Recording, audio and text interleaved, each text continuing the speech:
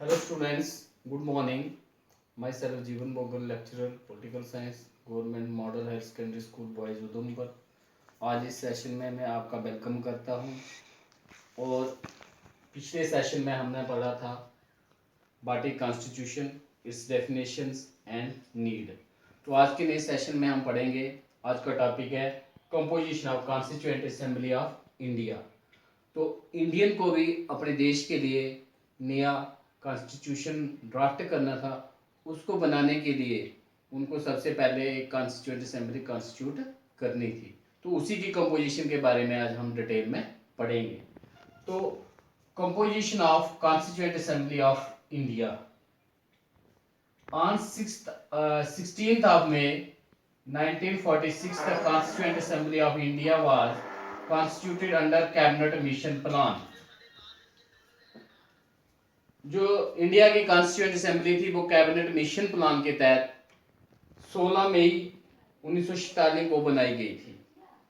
It was unicameral in nature with a total strength of 389 seats and members, that is 292 seats were filled from British India, 4 seats from chief commissioners provinces। हाँ, it was unicameral in nature with a total strength of 389 seats or members, that is 292 seats were filled from British India, 4 seats from chief commissioners provinces and 93 seats from princely states। तो composition of constituent assembly जो थी वो इस तरह से थी कि constituent assembly जो बनाई गई मई 1946 में, उसमें टोटल जो स्ट्रेंथ थी वो थी 389 सीट्स या मेंबर्स। उसके लिए जो इलेक्ट होने थे वो 389 मेंबर्स थे। तो वो डिफरेंट इंडिया से, डिफरेंट इलाकों से थे। ब्रिटिश इंडिया से जो मेंबर इलेक्ट होने थे, जब उनको जो सीट्स मिली वो थी 292 सीट्स। और चीफ कमिश्नर जो प्रोविंसेस जो थे 4, उनमें से जो थी वो 4 सीट्स थी एंड 93 सीट्स जो थी वो प्रिंसली स्टेट्स को दी गई थी। तो इस तरह से total composition of constituent assembly of India जो थी वो कितनी थी 389। ये आपने याद रखना है नंबर। उसके बाद हो क्या हुआ था, elections were held in July August 1946 for 292 seats from British India, 4 seats from Chief Commissioner provinces on the basis of adult franchise with single vote transferable proportional representation system, and remaining 93 seats were filled on the basis of communal representation on the strength of the different communities in the princely states, that is Sikh, Muslim और हिंदू। अब क्या हुआ, first time constituent assembly के election जो थे वो जुलाई अगस्त में 1946 में हुए। और वो जो जनरल इलेक्शंस हुए वो ब्रिटिश इंडिया के लिए 292 सीट्स के लिए हुए, 4 जो चीफ कमिश्नर प्रोविंसेस थे उनके लिए हुए। तो इस तरह से जो इलेक्शंस हुए और जो रिमेनिंग 93 सीट्स थी प्रिंसली स्टेट से वो फिल होनी थी on the basis of community, कि किस कम्युनिटी की कितनी स्ट्रेंथ है प्रिंसली स्टेट के अंदर, तो हर एक कम्युनिटी को रिप्रेजेंटेशन मिलनी थी। तो इस तरह से, और जो ब्रिटिश इंडिया में जो चीफ कमिश्नर प्रोविंस में इलेक्शन हुई on the basis of adult franchise के ऊपर हुई। सिंगल ट्रांसफरेबल वोट था, वहां पे 1 vote equivalent to 1 million people के बराबर था। तो सिंगल ट्रांसफर रिप्रेजेंटेशन सिस्टम के तहत वहां पे वोट डले। और उस इलेक्शन का जो रिजल्ट आया, उस इलेक्शन में इंडियन नेशनल कांग्रेस जो थी 208 seats, AIML All India Muslim League 173 seats, all which are reserved for Muslim minorities, and Muslims and others won 15 seats। जो इलेक्शन का रिजल्ट आया उसमें से जो 208 सीट थी, 208 सीट इंडियन नेशनल कांग्रेस के खाते में गई और ऑल इंडिया मुस्लिम लीग को 73 सीट्स मिली जो उनके लिए रिजर्व थी, और अदर्स को 15 सीट्स मिली। और बाकी जो 93 सीट्स थी वो फिल होनी थी थ्रू द प्रिंसली स्टेट्स। तो इस तरह से कॉन्स्टिट्यूएंट असेंबली ऑफ इंडिया की कंपोजिशन हो गई।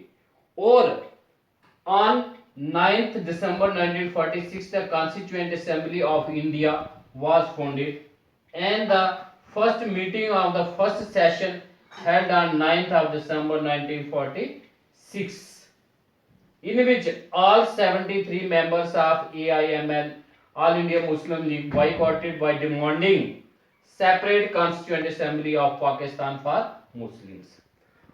कॉन्स्टिट्यूएंट असेंबली की जो फर्स्ट सेशन की फर्स्ट मीटिंग थी वो 9 दिसंबर 1946 को न्यू दिल्ली के अंदर हुई। जो कॉन्स्टिट्यूएंट असेंबली का सेंट्रल हॉल था वहां पे हुई। उसमें कांग्रेस की तरफ से सारे मेंबर प्रेजेंट रहे, अदर पार्टी के भी रहे, लेकिन ऑल इंडिया मुस्लिम लीग जो पार्टी थी उसने उस फर्स्ट मीटिंग को ही बाइकआउट कर दिया और ये डिमांड रखी कि हमें अलग से एक कॉन्स्टिट्यूएंट असेंबली चाहिए मुस्लिम्स के लिए जिसका नाम होगा पाकिस्तान।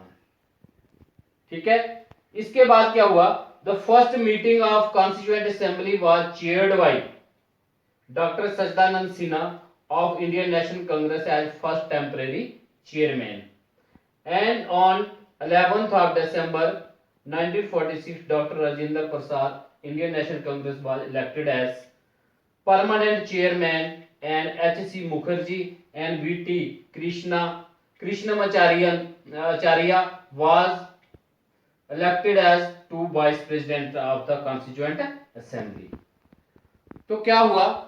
जो फर्स्ट मीटिंग जो थी कॉन्स्टिट्यूएंट असेंबली की उसको चेयर किया, उसको प्रेसिडेड ओवर किया किसने? जो सबसे senior most Indian National Congress का मेंबर था डॉक्टर सच्चिदानंद सिन्हा, वो टेम्परेरी चेयरमैन के तौर पे जो सभी मेंबर्स को ओथ उसने दिलवाई। उसके बाद दूसरे दिन दूसरी मीटिंग में, फर्स्ट सेशन की दूसरी मीटिंग जो 11th of December 1946 के हुई, उसमें डॉक्टर राजेंद्र प्रसाद जो इंडियन नेशनल कांग्रेस के थे उनको permanent chairman of the constituent assembly of India का चुना गया, और उनके साथ ही H.C. मुखर्जी को भी वहां का वाइस प्रेसिडेंट चुन लिया गया, और बाद में लेटर ऑन V.T. कृष्णमाचार्य को भी उसका वाइस प्रेसिडेंट चुना गया। इस तरह से कॉन्स्टिट्यूएंट असेंबली के अंदर एक परमानेंट चेयरमैन था, वो था डॉक्टर राजेंद्र प्रसाद, और दो उप प्रेसिडेंट थे, उप चेयरमैन थे, उप जो थे वाइस प्रेसिडेंट वो थे H.C. मुखर्जी और V.T. Krishnamachari. Later on 3rd June 1947 the Constituent Assembly of India was divided and a separate Constituent Assembly of Pakistan was constituted with a strength of 90 seats, and in our Constituent Assembly the strength remained 299, in which 229 members were from the British India and the Chief Commissioners provinces, and 70 members from the princely states। Unfortunately क्या हुआ? Lord Mountbatten ने मुस्लिम league की बात मान ली और 3 जून 1947 को assembly को divide कर दिया और एक नई असेंबली पाकिस्तान के लिए बना दी गई, constituent assembly of Pakistan constitute कर दी गई, और उसकी टोटल स्ट्रेंथ थी 90 मेंबर्स, 90 सीट्स। तो इस तरह से हमारी इंडियन कॉन्स्टिट्यूएंट असेंबली डिवाइड हो गई। उसके पास टोटल स्ट्रेंथ जो रह गई 299 मेंबर्स रह गए। उसमें से 229 मेंबर जो थे that are from the British India से थे, और जो 70 मेंबर थे फ्रॉम द प्रिंसली स्टेट से थे। इस तरह से जे टोटल स्ट्रेंथ रह गई इंडियन कॉन्स्टिट्यूएंट असेंबली की। इस कॉन्स्टिट्यूएंट असेंबली ने क्या किया? The constituent assembly of India was disband on 24th of January 1950। 24th of January 1950 को ये जो कॉन्स्टिट्यूएंट असेंबली थी इसके लास्ट सेशन के बाद इसको डिसबैंड कर दिया गया, और वहां पे एक प्रोविजनल पार्लियामेंट बन गई इंडिया के अंदर till the first general election of India in 1952 तक। वहां पे एक प्रोविजनल पार्लियामेंट रही। उसके बाद जब फर्स्ट जनरल इलेक्शंस इंडिया के अंदर हुए, वो प्रोविजनल पार्लियामेंट जो थी वो एक पार्लियामेंट में बदल गई, और वहां पे एक इलेक्टेड गवर्नमेंट आ गई। और main function of the constituent assembly was to draft the constitution of India.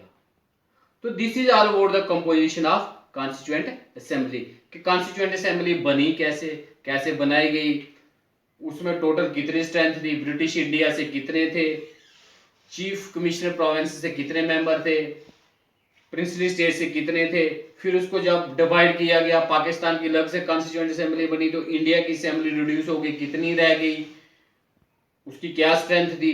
तो this is all about the composition of the constituent assembly.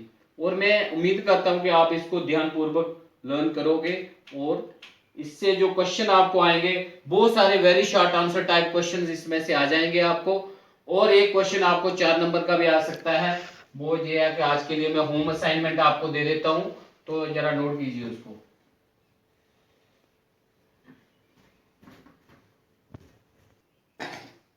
तो प्यारे बच्चों, इसमें से आपके 4 नंबर के क्वेश्चन आ सकते हैं शॉर्ट आंसर टाइप, और वेरी शॉर्ट आंसर तो बहुत सारे आ जाएंगे आपको। जैसे वो पूछेंगे what was the strength of constituent assembly, how many members were elected from the princely states और फ्रॉम द ब्रिटिश इंडिया और chief commissioners province, after divide of the constituent assembly how many members remained in our constituent assembly and what is their strength etc.